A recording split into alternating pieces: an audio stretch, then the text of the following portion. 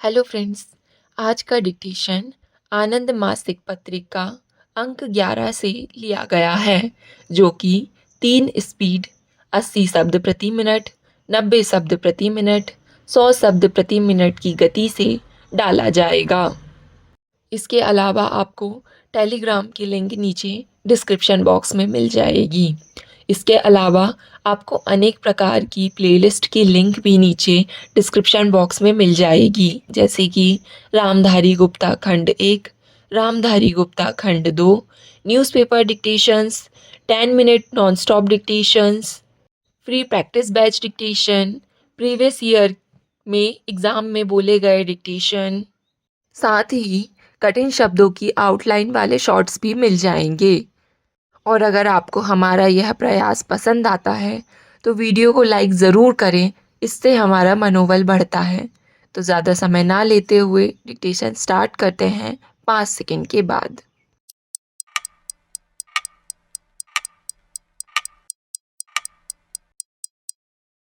Start.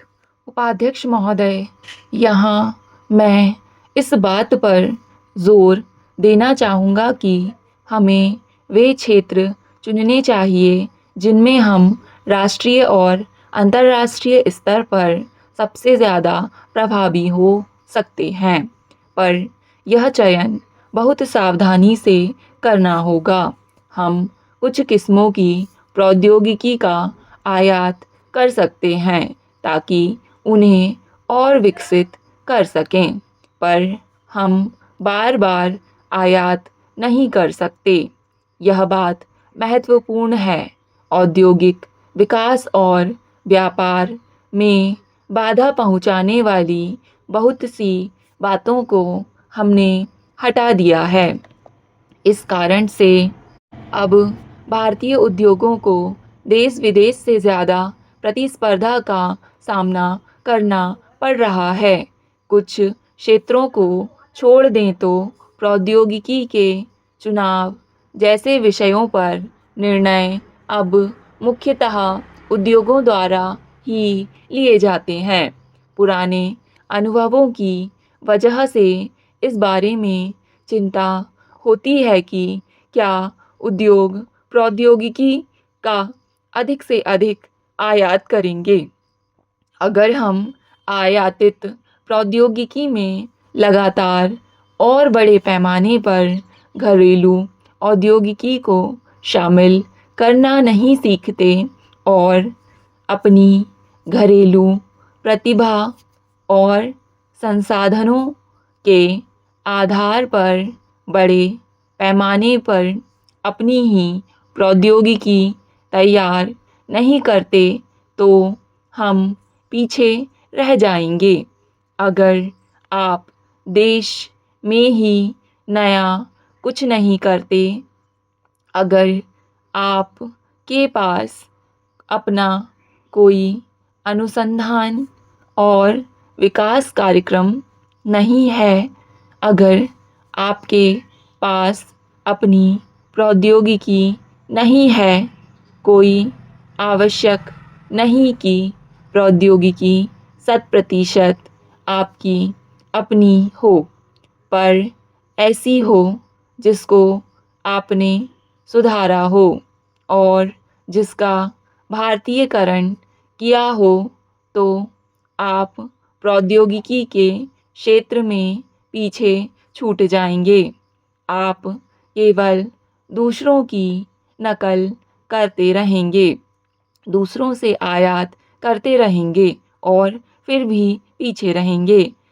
ऐसा ही होगा अगर हम अनुसंधान और विकास के आधार का अपनी सीमाओं में अपने ही बल पर विस्तार नहीं करते। अगर पैसों की आवश्यकता है, संसाधनों की आवश्यकता है, तो सबसे पहले इसी क्षेत्र को है। मैं इस प्रश्न को थोड़े दूसरे रूप में रखना चाहूँगा। उद्योगों के क्षेत्र में अधिकाधिक प्रौद्योगिकी करने के मुद्दे को हमें अंतर्राष्ट्रीय प्रतिस्पर्धा और विदेशी मुद्रा की कमी के संदर्भ में देखना होगा। व्यापार असंतुलन को दूर करना अपने आप में महत्वपूर्ण है, पर इसी को लक्ष्य बना लेना पर्याप्त नहीं है। भुगतान असंतुलन की हमारी समस्या तभी दूर होगी जब हम प्रौद्योगिकी का शुद्ध निर्यात करना शुरू कर देंगे। और यह मैं भारतीय वैज्ञानिक समुदाय के सामने एक चुनौती के रूप में रख रहा हूँ। उपाध्यक्ष महोदय, एक राष्ट्र के रूप में क्या हम वर्तमान शताब्दी के प्रथम दशक तक प्रौद्योगिकी के शुद्ध निर्यातक बन जाने का लक्ष्य अपने लिए निर्धारित कर सकते हैं? हमें ऐसा करना ही होगा, क्योंकि विकासशील देशों ने पहले से ही अपनी जिम्मेदारियां तय कर रखी हैं। हाल ही में हुई बैठक में भारत ने सौर ऊर्जा के क्षेत्र में विकास की अपनी जिम्मेदारी अपने ऊपर ले ली है। मैंने मन में इरादा किया था कि मैं 10वीं योजना में ऐसा करूँगा। इसे मैं भारतीय वैज्ञानिक समुदाय के सामने एक चुनौती के रूप में रखना चाहूँगा। मैं चाहूँगा कि एक कार्य योजना बनाई जाए। उद्योग और वैज्ञानिक संस्थाएं मिलकर बहुत जल्दी प्रौद्योगिकी के विकास के लिए कुछ सार्थक कदम उठाए। ऐसा विशेष तौर पर उन 2 क्षेत्रों में किया जाए जो हमने चुने हैं, सौर ऊर्जा और जीन बैंक। सच तो यह है कि वैज्ञानिक समुदाय के संपूर्ण सहयोग के बिना मैं कुछ नहीं कर पाऊँगा। मैं यह चुनौती आपके सामने रखता हूँ। भारी संख्या में उत्पादक रोजगार उपलब्ध कराने के संदर्भ में हमें इस बात का ध्यान रखना होगा कि अधिकांश लोग गांवों में ही रहेंगे और खेती पर निर्भर करेंगे। नए प्रौद्योगिक अनुसंधान में इस बात के लिए कोशिश करनी होगी कि इन लोगों की उत्पादकता में सुधार किया जाए। फसलों के उत्पादन में संबंधित अनुसंधान और विकास में निवेश के सिलसिले में अभी बहुत कुछ किया जाना है। दालें, तिलहन, धान और गन्ना स्पष्टतः ऐसे क्षेत्र हैं जिनमें और सघन शोध की आवश्यकता है। कृषि संबंधी शोध का दायरा केवल जमीन के प्रबंध तक ही सीमित न होकर उत्पाद के संरक्षण, पैकिंग और ढुलाई को भी अपने में सम्मिलित करे। आप जहाँ कहीं जाइए, हमारे फसल उत्पादकों को असंतुष्ट पाएंगे।